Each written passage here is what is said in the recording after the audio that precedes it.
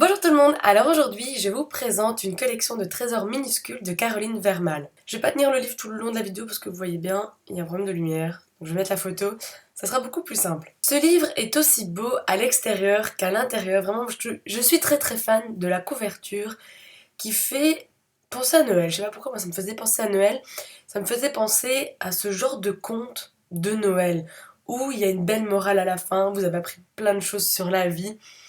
Donc c'est l'histoire de Frédéric qui est avocat et qui est collectionneur d'œuvres d'art, notamment les peintures de Monet, peintre impressionniste. Il a une petite vie pépère, il adore acheter des tableaux, de là à se ruiner quasiment. Et un jour, un héritage va arriver, donc il est très content parce qu'il pense gagner plein d'argent pour un petit peu renflouer les caisses de ses achats. Mais ce n'est pas de l'argent, ce sont des tickets de train pour aller voir un musée. Voilà, c'est une chasse au trésor qu'il doit suivre. Et il va mettre un petit peu sa vie sans dessous pour aller vers cette chasse au trésor, pour comprendre son passé, parce que voilà, il va vite comprendre qu'il y a un rapport avec sa vie personnelle. Alors c'est un livre que j'ai beaucoup aimé, ça fait typiquement partie des livres qu'on dit doudou.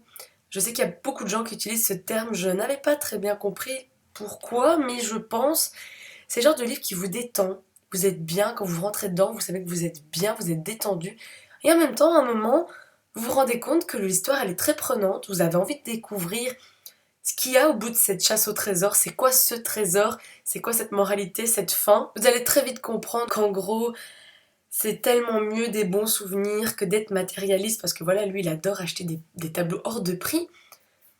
Mais il y a des petites choses qui sont là dans votre vie, que vous vous rendez pas compte, et qui vous font extrêmement du bien. Ça m'a pris quasiment une semaine de le lire, voilà, raison familiale pour ceux qui ont suivi, mais ça m'a fait du bien, voilà.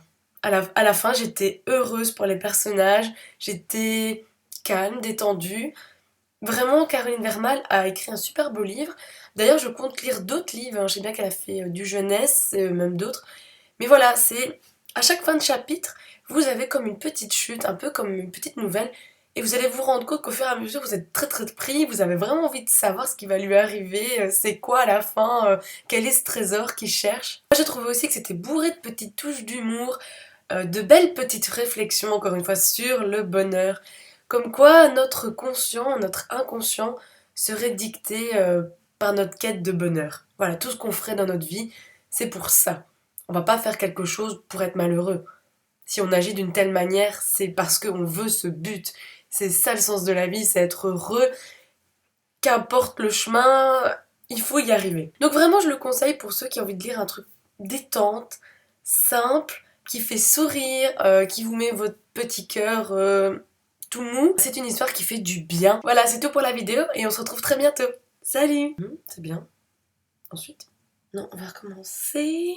On voit rien, je suis toute noire. Non.